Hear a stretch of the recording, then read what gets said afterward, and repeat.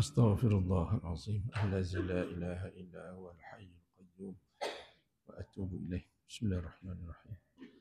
السلام عليكم ورحمة الله وبركاته. إلى حضرة النبي المصطفى رسول الله صلى الله عليه وسلم وآله وأصحابه الكرام شائع لله لهم الفاتحة. أعوذ بالله من الشيطان الرجيم. بسم الله الرحمن الرحيم. الحمد لله رب العالمين الرحمن الرحيم مالك يوم الدين. إياك نعبد وإياك نستعين اهدنا الصراط المستقيم صراط الذين أنعمت عليهم غير المغضوب عليهم ولا الضالين. إن الحمد لله نحمده ونستعينه ونستغفره ونعوذ بالله من شرور أنفسنا ومن سيئات أعمالنا من يهده الله فلا مضل له ومن يضلل فلا هادي له. أشهد أن لا إله إلا الله وحده لا شريك له وأشهد أن محمدا عبده ورسوله. اللهم صل وسلم على هذا النبي الكريم وعلى آله وصحبه أجمعين.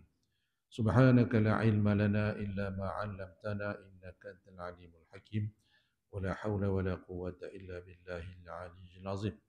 اللهم افتح علينا حكمتك وانشر علينا من خزائن رحمتك يا أرحم الراحمين. ربنا آتنا في الدنيا حسنة وفي الآخرة حسنة وقنا عذاب النار والحمد لله رب العالمين. أما بعد. Alhamdulillah, apa khabar tuan-tuan muslimin, muslimat yang dikasihi lagi dirahmati Allah sekalian. Syukur kehadiran Allah Subhanahu wa taala kerana dapat lagi kita bertemu dalam siri pembacaan dan pengajian kitab Al-Azkar oleh Imam An-Nawawi rahimahullah. Alhamdulillah kita sudah pun selesai bulan Safar. Hari ini kita sudah masuk berapa ya? Rabiul Awal ya. Lepas Safar, Rabiul Awal. Alhamdulillah, insya-Allah Allah lanjutkan usia kita dan juga dapat kita meneruskan amal ibadah kita dengan baik dan sempurna. Dan tak lama lagi kita nak sambut Maulidur Rasul sallallahu alaihi wasallam. Jadi oleh itu bulan Rabiul Awal adalah bulan kelahiran junjungan besar kita Nabi Muhammad sallallahu alaihi wasallam. Maulid, Maulid itu lahirnya hari kelahiran Nabi. Jadi oleh itu kita akan menyambut hari 12 Rabiul Awal itu, ramai ataupun banyak masyarakat kita, masjid surau akan mengadakan majlis-majlis ceramah, majlis membaca apa-apa selawat dan berzanji dan sebagainya untuk mengingati, mengenang dan juga untuk kita merasakan bahawa kedatangan dan kelahiran Nabi sallallahu alaihi wasallam itu mengubah corak manusia di muka bumi ini. Ya. Jadi dengan kelahiran Nabi itu berubahlah daripada kehidupan jahiliah kepada kehidupan hidayah ataupun huda, iaitu mendapat hidayah daripada Allah Subhanahu wa taala. Daripada zaman kegelapan kepada zaman ataupun ke era cahaya, mendapat nur ya, dengan kelahiran Nabi itu membawa nur, membawa cahaya keimanan. Jadi oleh itu kita sama-samalah meraihkan ataupun mengingati dan mengenang, tapi bukan sekadar itu, kita kena beramal dengan sunnah Nabi sallallahu alaihi wasallam dan melaksanakan segala ajaran Nabi yang dibawa kepada kita, insya-Allah. Jadi dalam pengajian kita ni pun banyak ajaran-ajaran Nabi yang dapat kita ambil ataupun untuk kita amalkan. Dan sekarang kita sedang berada pada perbincangan kaitan dengan zikir ketika nak mengambil wuduk. Baik. Jadi kita sudah sampai kepada muka surat 63 Surat 63. Bismillahirrahmanirrahim. Qala al-musannif rahimahullah taala wa nafa'ana bi 'ulumihi fid darin amin. Perkara yang muka surat apa ya? Ya. Muka surat 62 ke tu? 62 perkara 79 tu. Kan? Iaitu kami meriwayatkan pengulangan bacaan la ilaha illallah sebanyak 3 kali dalam kitab Ibn Sunni daripada riwayat Utsman bin Affan radhiyallahu an dengan sanad dhaif. Syekh Nasrul Maqdisi mengatakan selain zikir-zikir ini juga membaca Allahumma salli wa sallim ala Muhammad wa ala ali Muhammad. Ya Allah, limpahkanlah selawat dan salam ke atas Muhammad dan keluarga Muhammad. Ya, ini zikir. Selain daripada zikir-zikir yang kita sebut di atas tu, dan tambahan bacaannya ialah berselawat ke atas Nabi sallallahu alaihi wasallam. Kawan rapat kami mengatakan zikir ini dibaca sambil menghadap kiblat dan dibaca selepas wuduk. Selepas wuduk bacalah. Sambungan daripada sebelum ini iaitu asyhadu an la ilaha illallah wahdahu la syarikalah wa asyhadu anna Muhammadan abduhu wa rasuluh. Kemudian kata Syekh Nasrul Maqdisi, dia kata selain zikir itu tadi baca juga Allahumma salli wa sallim ala Muhammad wa ala ali Muhammad. Tambah lagi. Jadi semua melengkapkanlah. Jadi kawan rapat kami mengatakan zikir-zikir ini dibaca sambil menghadap kiblat. Menghadap kiblat dan dibaca selepas wuduk. Jadi doa-doa yang dibaca pada setiap bahagian wuduk tidaklah memiliki dasar sama sekali daripada Nabi SAW. Maksudnya tidaklah ada hadis, tidak ada dasar. Ya, cuma dia kata di sini para ahli fiqh mengatakan disunatkan membaca doa yang dibaca oleh kaum salaf berikut lebih kurang. Ya, dalam bacaan mereka diketahui bahawa setelah baca basmalah diikuti dengan bacaan Alhamdulillahilladzi ja'alal ma'a tahura. Ini kaum salaf ni iaitu sahabat-sahabat Nabi ataupun umat Islam yang hidup 300 tahun selepas Nabi. Ini ulama salaf. Kita ulama ataupun kita zaman khalaf, zaman selepas itu.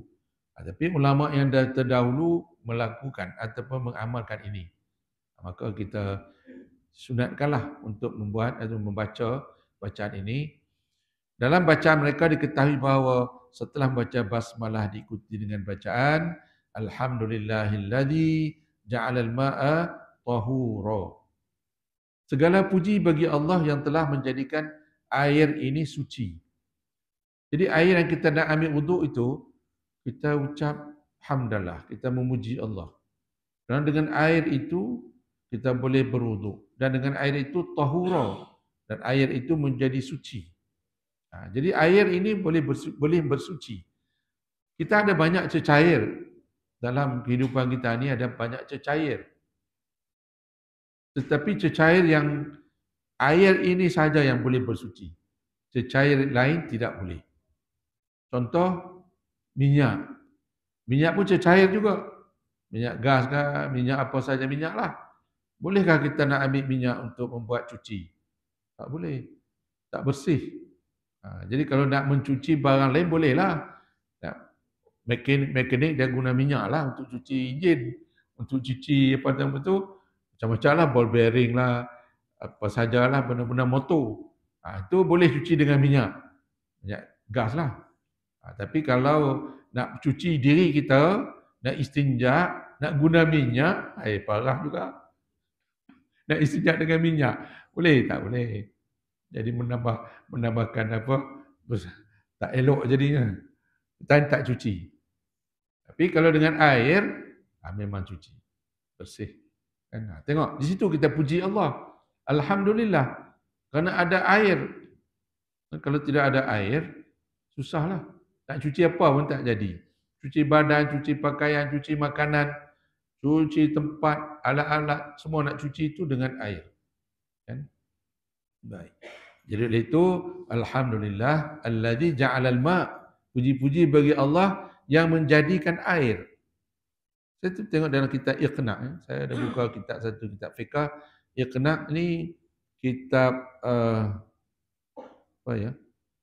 Daripada Al-Iqna' fi Halil Alfaz Abi Syuja'. Ini kitab yang saya mengaji dulu kat universiti. Teringat bab air ini dulu teringat masa mensyarahkan tentang air ini. Kan? Jadi dalam bab fiqh pun apa-apa fiqh kitab apa pun kalau kita buka memang ceritanya bab taharah. Dan bila sebut taharah mesti melibatkan air. Dan air ini kalau kita ikat kitab Iqna' ini sab'umiyah. Ya, ada 7 jenis air. Nah, dia kata al-ma' tadi ni, yang tahura itu kita kena berkenalan lah, kita kena tahu lah. Kita kena ambil maklum lah mana air yang boleh kita buat cuci. Ada 7. Pertama iaitu apa yang pertama ya? Ma'ul al-bahr. Ya? Baik.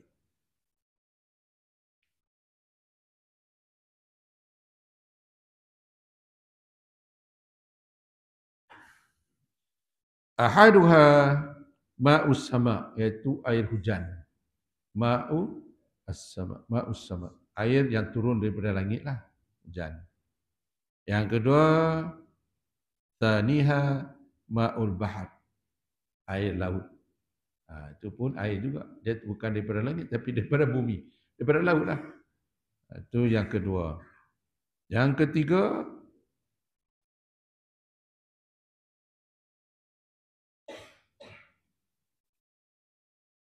wathalithuha ma'un nahar, air sungai. Ma'un nahar. Dan yang keempat, warabi'uha ma'ul bi'ri. Ma'ul bi' iaitu air telaga, air kolam, perigi. Air perigi. Yang kita gali air, dalam perigi itu ada air. Itu juga. Yang ke berapa tu? Yang ke-4 kan. Warabi'uha ma'ul bi'. Dan seterusnya, yang ke berapa? Yang ke-5. Yang ke-5, air wa khamisuha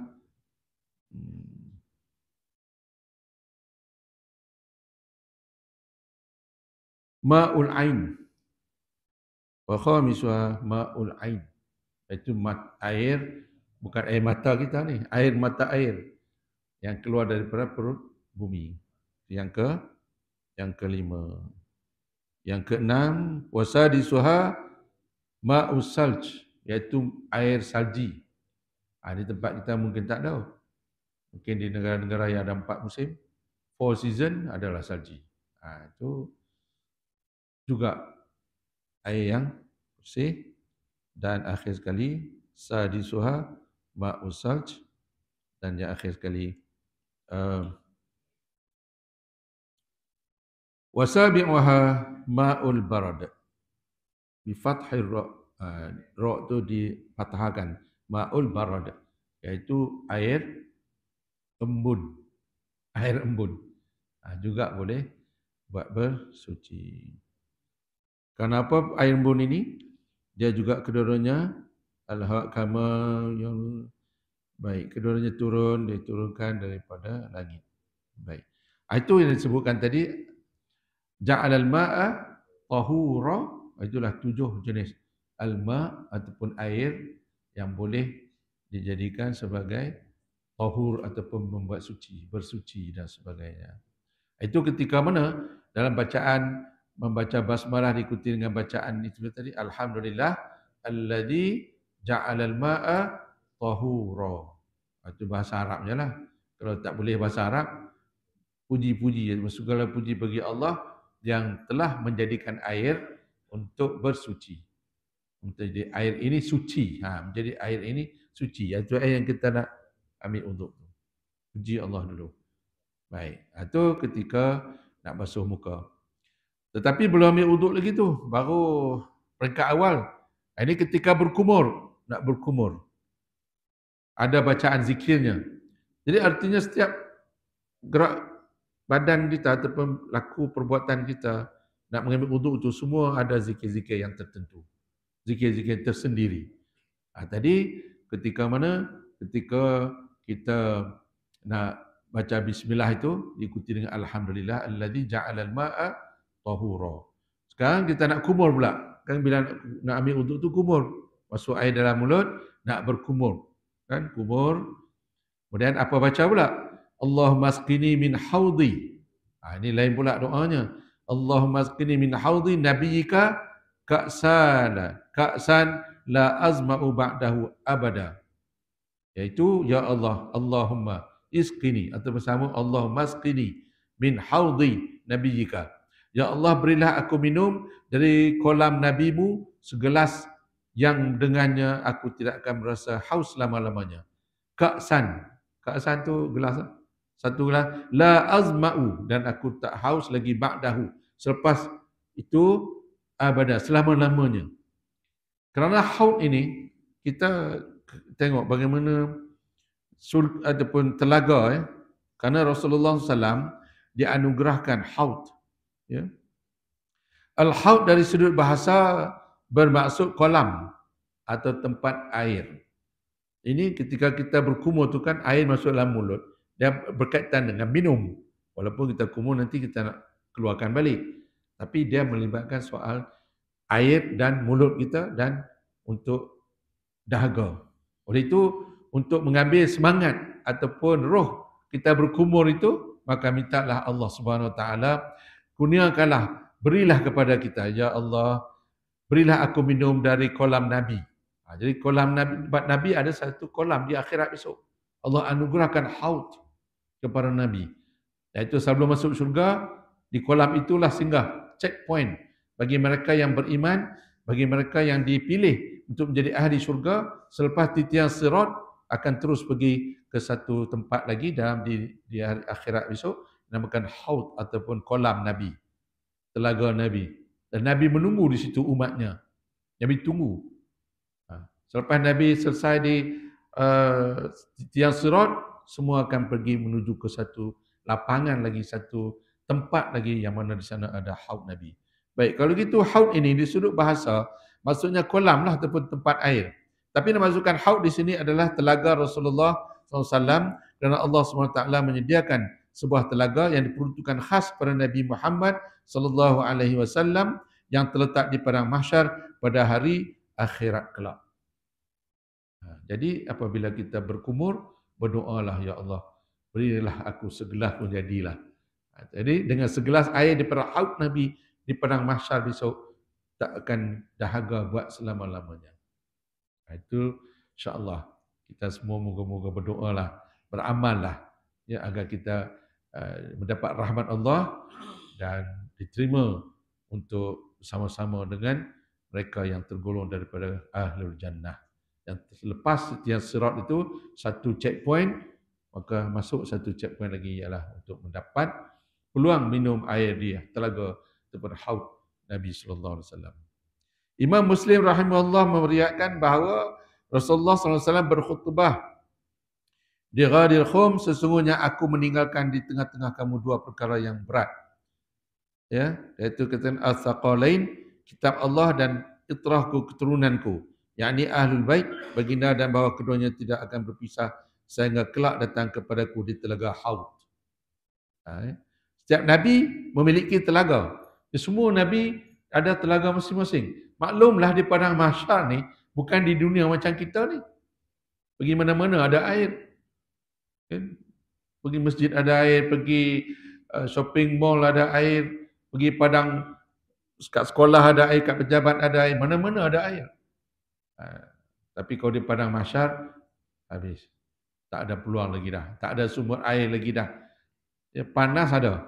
Matahari pun dekat dengan kepala kita, tentulah panasnya berlebihan. Bukan sebarang panas. Maka apa yang diperlukan untuk melawan panas? Air lah. Jadi para Nabi ada telaga masing-masing dan untuk umat masing-masing. Umat masing-masing. Nabi itu hanya untuk umat masing-masing kecuali Nabi Muhammad sallallahu alaihi wasallam untuk seluruh umat manusia. Jadi oleh itu setiap Nabi ada telaganya dan diperuntukkan kepada umat masing-masing. Namun telaga Rasulullah SAW merupakan telaga yang berlainan dengan telaga para Nabi yang lain. Telaga baginda SAW adalah telaga paling besar, paling indah, paling lazat airnya dan paling ramai dikunjungi oleh umatnya. Jadi umat Nabi seluruh manusia. Selepas Nabi Isa itu umat Nabi Muhammad SAW. Maka tentulah lebih ramai dan tentulah perlu kolam atau telaga yang lebih besar. Dan seluruh umat manusia di dunia ini akan menjadi umat Nabi Dan tentulah kalau ramai yang beriman, yang terpilih menjadi ahli syurga, tentulah perlu air yang lebih. Tapi tak ada masalah tu semua. Bukan di dunia ini. Kadang-kadang bila kemarau, habis air. Kan? Kadang-kadang rumah kita, bila ada paip pecah, satu hari tak ada air. Kerana nak membetulkan paip pecah. Kadang-kadang nak cuci tangki air, maka satu hari, dua hari dinotis. Kata kawasan Seremban, 2 hari tak ada air. Susahlah kita. 2 hari tak ada, 2 hari pernah berlaku. Jadi, kalau keluarga kecil, okeylah. 2-3 orang. Tapi keluarga ramai, anak, suami, isteri, mak kita lagi yang uzur, yang perlu air banyak, susah. Itu di dunia kan. Jadi kalau air tak ada susah. Tapi di akhirat besok ada telaga bagi Nabi masing-masing dan bagi Nabi kita Muhammad sallallahu alaihi wasallam ada telaganya namanya Haud. Baik, jadi dia katakan setiap Nabi ada telaga dan siapa di antara mereka yang paling banyak peminumnya, pengikutnya dan sungguh aku berharap akulah yang paling banyak pengikut. Kata Nabi, sesungguhnya setiap Nabi mempunyai al-haud telaga dan mereka saling berbangga diri. Siapa di antara mereka yang paling banyak peminumnya atau pengikutnya dan sesungguhnya aku berharap akulah yang paling banyak pengikutnya. Nabi Muhammad SAW lah banyak pengikut. Ya. Dan Rasulullah bersabda, dialirkan pada telagaku itu 2 saluran air yang bersumber dari sungai Al-Kausar di syurga. Ini semua hadis riwayat Muslim. Lebih satu lagi, Anas bin Malik menceritakan pada suatu hari ketika Rasulullah SAW berada di tengah-tengah kami, tiba-tiba baginda mengantuk sekejap. Kemudian baginda mengangkat kepala sambil tersenyum, maka kami pun bertanya, apa yang membuatkan Rasulullah tersenyum? Maka, ya Rasulullah, baginda menjawab, baru saja diturunkan kepadaku sebuah surah, lalu beliau membaca, maksudnya dengan nama Allah yang Maha Pemurah, lagi Maha Penyayang, sesungguhnya kami telah memberikan kepadamu Al-Kausar, iaitu inna a'tayna kal kausar fasalli li rabbika wanhar inna syani'aka huwal abtar. Jadi Nabi terima sedang tidur, ya, dan Nabi senyum. Nabi senyum, sahabat bertanya, kenapa Tuhan senyum? Dia kata, aku baru terima surah ini, iaitu artinya Allah telah anugerahkan satu telaga Al-Kausar kepada Nabi. Kan? Jadi ini kisahnya.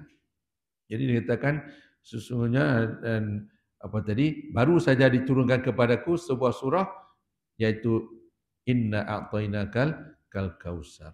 Kemudian Rasulullah berkata, apakah kalian tahu apakah Al-Kausar itu? Kami menjawab, Allah dan Rasulnya lebih tahu. Tentu tak tahu. Rasulullah pun baru terima wahyu itu, Al-Kausar. Nabi tanya, tahukah apa itu Kausar? Tak tahulah Rasulullah. Rasulullah dan Allah saja yang tahu. Maka Nabi pun jawab. Allah bersabda, sesungguhnya Al-Kausar adalah sungai yang dijanjikan oleh Tuhanku Azza wa Jalla untukku dan di sana terdapat kebaikan yang banyak. Ada sumber air telaga yang akan didatangi umatku pada hari kiamat. Jumlah gayungnya sebanyak bintang-bintang di langit. Gayung, cawan itulah, cangkir, cawan ataupun gelas. Sebanyak bintang di langit. Bintang memang tak terhitung. Jadi tentulah umat Nabi ramai. Kita akan gayung ataupun cawan itu terhad. Jadi banyak. Ini maknanya di akhirat besok, Masya Allah, Subhanallah. Tentulah apa yang kita rasa di dunia ini tak sama. Di sana nikmatnya berlebih-lebih. Kita tak di luar jangkaan dan di luar gambaran kita. Jadi telaga nak minum tu, dan air itu bukanlah macam air kita. Ya, putih, bersih, wangi, lebih daripada madu lagi, manisnya. Ya, dan manis di syurga ataupun di akhirat besok taklah menjadi kencing manis. Tapi di dunia ini rajin sangat minum manis, alamatnya kan tahulah. Jadi di sana kalau manis macam mana air itu tak ada apa-apa masalah. Dia di akhirat besok soal-soal bab-bab sakit demam ni tak ada timbul lagi dah. Di dunia ni je sakit demam. Sakit tu, sakit ni. Kan? 2-3 bulan sekali appointment doktor. Ada yang 3 bulan, ada yang 6 bulan. Tengok kes lah. Kalau kes dia tu agak tak berapa elok, darah tak berapa elok dia punya kencing manis dah, 3 bulan sekali jumpa doktor. Bagi ubat, 3 bulan datang jumpa lagi. Kalau dah bagus sikit, 6 bulan datang jumpa. Kalau dah bagus, tak payahlah. Jadi kalau umur kita ni 60-70 ni, nampaknya kerap lah jumpa doktor. Kan? 3 bulan, 6 bulan sekali. Tapi di akhirat tak ada timbul dah. Doktor pun tak ada doktor lah. Kita pun tak sakit dah. Sihat. Termasuklah sakit kepala. Lepas itu kalau orang sakit kepala, di syurga besok, tak ada orang yang sakit kepala. Surah ataupun rawatan dia, kita baca surah Al-Waqi'ah. Al-Waqi'ah ya. Ayat 16. La yusadda'una anha wa la yunzifun. Ramai dah hafal dah. Kalau migraine pun boleh. Migraine, baca ayat itu. La yusadda'una anha wa la yunzifun. Itu di akhirat besok tak ada lagi orang yang sakit kepala. Duk sakit kepala di dunia. Macam-macam hal sakit kepala ni. Masalah macam-macam. Baik, jadi itu kita doa supaya apabila kita berkumur tu, harap kita dapat Allah berilah aku minum di akhirat besok. Sekelas pun cukup. Ka'san la azmau ba'dahu abada, dan takkan haus lagi buat selama-lamanya. Baik, seterusnya, sewaktu masukkan air ke dalam hidung.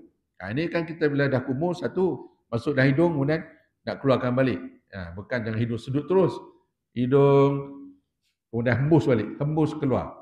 Nak cuci hidung. Jadi apa baca pula? Allahumma la tahrimni raihatan na'imika wa jannatika. Ya Allah, Engkau janganlah melarang kami daripada harumnya kenikmatanmu dan syurgamu. Hidung ni melibatkan soal harum. Tadi kita berkumur melibatkan soal haus, dahaga. Maka doalah supaya jangan kita dahaga lagi di akhirat esok. Dan cara untuk tidak dahaga di akhirat, tidak ada dalil dan tidak bukan, melainkan dapat peluang minum air di telaga Rasulullah sallallahu alaihi wasallam, yang namanya haud itu tadi. Yang kita dalilnya daripada surah Inna a'tayna kal kausar, telaga kausar. Tadi bila tiba untuk masuk air ke dalam hidung melibatkan menghidu, ya, melibatkan cium, bau. Maka doanya Allahumma la tahrimni, ya Allah janganlah engkau melarang. La tahrimni itu janganlah larang.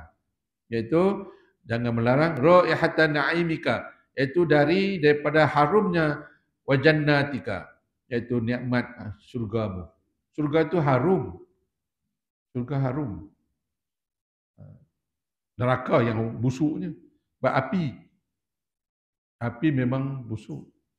Dekat dengan tukang-tukang besi, pergi tempat-tempat welding tu, yang busuk api lah, busuk besi, busuk api, busuk. Neraka tu api, anar, neraka, busuk. Ya. Tapi kalau syurga harum. Jadi oleh itu, untuk kita mendapat keharuman itu, mohonlah pada Allah, ya Allah janganlah Allah la tahrimni, janganlah melarang. Ya. Lepas tu kita ada satu doa. Allahumma zidna wa la tanqusna, wa akrimna wa la tuhinna, wa atina wa la tahrimna, wa athirna wa la tu'thir alaina, wardina wardu anna. Itu doa. Ya Allah, Allahumma zidna wa la tanqusna, wa ya Allah jangan tambahlah kepada kami, jangan kurangkan. Jadi apa-apa yang baik, apa-apa yang elok untuk dunia dan akhirat, minta Allah, Allahumma zidna, tambahlah kepada kami apa-apa yang baik, yang elok, yang kami suka, yang eloklah. Wala tangkusna, jangan kurang-kurangkan. Jadi yang kurang itu, yang tak baik itu kuranglah atau elakkan. Tapi yang elok itu Allahumma zidna. Jadi apa saja yang kita suka, apa saja yang kita rasa gembira, apa saja yang kita rasa nikmat, apa saja yang kita rasa bahagia, zidna. Minta Allah tambah. Wala tanqusna, janganlah yang bahagia, yang cantik, yang elok, yang seronok, yang apa semua tu, janganlah dikurangkan. Wala tanqusna, jangan kurangkan. Satu lagi, wa akrimna wala tuhinna. Ya Allah, muliakanlah kami. Wa akrimna, ya Allah, muliakanlah kami. Wala tuhinna, jangan hina kami. Mulia di dunia dan di akhirat, dan janganlah hina kami di dunia dan juga termasuk di akhirat. Baik. Jadi itu dia katakan, nak kaitkan dengan sini, Allahumma la tahrimni. Ya Allah, janganlah larang kami daripada harumnya kenikmatanmu dan syurga. Sebab tu kita doa tadi pun berkaitan. Wa'atina wa la tahrimna. Berilah kepada kami apa-apa yang seronok, yang baik, al-khair, yang membahagiakan, yang menyeronokkan, yang menggembirakan. Engkau redha lah. Jadi, wa'akrimna. Ataupun, wa'atina, berilah kepada kami. Wala tahrimna. Kemudian, wa'atina wala tahrimna. Kemudian, satu lagi, wa'athirna wala tu'thir alaina, wardina warda anna. Itu doa-doa yang boleh. Sama jugalah tadi. Baik, seterusnya, itu masuk kita memasuk air hidung dah hembus keluar balik. Baik, kemudian ketika membasuh wajah, ini nak basuh muka ni. Nak basuh muka, nak mula berwuduk. Bacalah, Allahumma bayyid wajhi yawma tabyaddu wujuhun wa taswaddu wujuh. Ya Allah, jadikanlah wajahku putih. Sebab di akhirat besok, dia ada dua saja wajah. Sama ada putih ataupun hitam. Jadi oleh itu, di sini ada satu surah yang menceritakan atau mengisahkan ataupun menerangkan tentang wajah putih ataupun hitam ini daripada surah Ali Imran ayat 106. Auzubillahi minasyaitonir rajim. Yauma tabyaddu wujuhun wa taswaddu wujuh fa ammal ladina aswaddat wujuhum akafartum ba'da imanikum fadzuqul azaba bima kuntum takfurun. Ingatlah hari kiamat yang padanya ada muka orang-orang yang menjadi putih berseri. Itulah surah Ali Imran. Putih berseri. Dan ada muka orang-orang yang menjadi hitam legam. Hitam legam berkilat. Hitam. Kan? Kemudian ada pun orang-orang yang hitam. Orang-orang yang telah hitam legam mukanya, mereka akan ditanya secara menempelak. Allah tanya mereka, patutkah kamu kufur, ingkar sesudah kamu beriman? Itu dia katakan, akafartum ba'da imanikum. Adakah patut kamu kufur akafartum? Kamu dah beriman, dah tahu dah bahawa Nabi itu benar, Quran tu benar, Allah tu Tuhan yang patut disembah. Akafartum, adakah kamu nak kufur ba'da imanikum? Ini orang-orang ini di akhirat besok mereka akan jadi hitam legam. Muka mereka hitam legam. Fazuqul azaba bima kuntum takfurun, ya, dan oleh itu rasalah azab siksa neraka disebabkan kekufuran kamu itu. Ini ada juga riwayat menyebutkan tentang Bani Nadir, Bani Quraidah. Mereka ini dah beriman, mereka tahu Nabi. Mereka kenal Nabi lebih pada mengenal anak-anak mereka. Dia tahu Nabi. Sebab sebelum Nabi lahir, sebelum Nabi datang ke Madinah, sebelum Nabi lahir, dalam kitab Taurat dan kitab Injil, ada menceritakan tentang kelahiran Nabi. Mereka tahu. Sebab tu, akafartum ba'da imanikum. Maka wajah mereka ini hitam legam. Kan? Patutkah kamu kufur? Engkau sudah kamu beriman, oleh itu rasalah azab siksa neraka. Jadi ketika kita basuh muka kita, ini melibatkan soal wajah. Maka doalah, Allahumma bayyid wajhi yawma tabyaddu wujuhun wa taswaddu wujuh. Jadi kita nak pilih wajah yang putih lah. Jangan jadi wajah yang hitam legam macam mereka yang dah kufur, dah beriman, percaya pada Allah, tapi kafir balik, murtad balik. Dan begitu juga orang yang semua orang tahu Islam itu benar, tapi masih tak mau beriman kepada Allah. Inilah dia, wajah mereka iswaddat, ya, iaitu mereka akan jadi hitam legam. Wa ammal ladzina abyaddat wujuhuhum fa fi rahmatillah hum fiha khalidun. Adapun orang-orang yang telah putih berseri mukanya, maka mereka berada dalam limpah rahmat Allah, yakni syurga, dan mereka kekal di dalamnya, iaitu hum fiha khalidun. Moga-moga kita juga dengan mengambil wuduk ini, wajah kita jadi putih dan terelaklah daripada wajah yang hitam legam kerana kita beriman kepada Allah. Wajah kita itu kerana nak wuduk. Wuduk itu nak solat. Nak solat itu kerana beriman kepada Allah. Nak sujud pada Allah. Rokok sujud pada Allah. Tentulah wajah kita tu. Sebab itu dia katakan di hari akhirat besok, Nabi SAW nak kenal umat dia macam mana? Mungkin gelap atau sebagainya. Dan di sana Nabi tengok ada wajah-wajah yang putih berseri, itulah umat aku, kata Nabi. Jadi senang Nabi nak tangkap dia, cari dia, ataupun Nabi mengenali dia. Sebab apa? Sebab anggota wudu yang kita basuh muka, tangan, sapu kepala, telinga dan kaki semua tu, anggota ini akan menjadi macam klip-klip. Kalau kita pergi tengok klip-klip waktu malam, bersinar-bersinar, berkilau-berkilau. Begitulah di hari akhirat besok yang diriwayatkan bahawa umat Nabi SAW yang sentiasa berwudu, berarti dia sentiasa solat, maka di akhirat besok anggota-anggota wudu itulah yang akan bercahaya. Maka ketika kita nak basuh muka, doakanlah supaya wajah kita itu putih seperti yang sepatutnya di akhirat besok yang menjadi putih. Dia tak ada kelabu, merah, warna-warna lain tak ada. Dia putih ataupun hitam saja. Beriman ataupun kufur. Ya. Adakah kamu nak beriman ataupun nak kufur? Pilih. Itu yang maksudnya tadi. Kalau beriman, putihlah wajahnya seperti yang telah diterangkan. Baik. Jadi pada saat mencuci kedua-dua belah tangan, naklah membaca Allahumma a'tini kitabi biyamini, Allahumma la tu'tini kitabi bishimali. Ini akhir sekali. Iaitu ini berkaitan dengan tangan. Bila tangan, dia melibatkan apa? Melibatkan soal terima menerima. Bila terima tu tanganlah. Maka doa dia berkaitan dengan terima. Maka dalam ayat Al-Quranul Karim ada menyebutkan tentang ini. Iaitu menerima. Ya, kita tengok. Ini Ashabul Yamin. Kalau kita buka surah Al-Waqi'ah, kita akan jumpa surah ini dan di mana disebut tentang Ashabul Yamin dan Ashabul Shimal. Ashabul Yamin ni, iaitu disebut ni, Allahumma a'tini kitabi biyamini. Ya Allah, serahkanlah catatan amalku dengan tangan kananku. Sah dah bagus. Sah dah dia tu orang baik. Bila kitab kita besok, amalan kita esok diserah oleh Allah SWT di hari kiamat, maka tangan kanan yang bergerak untuk menerima, maka bahagialah dia.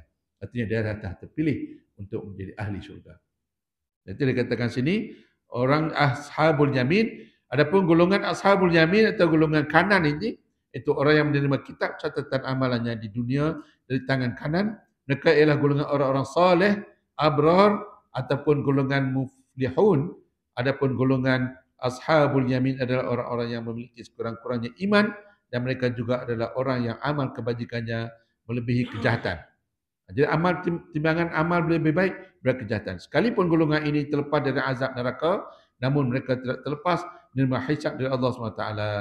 Mereka agak lambat untuk menempuh titian sirat disebabkan oleh pemeriksaan terhadap mereka. Jadi banyaklah kisah tentang ashabul yamin. Dan bagaimana pula ashabul shimal? Ashabul shimal ni, iaitu mereka lain pula.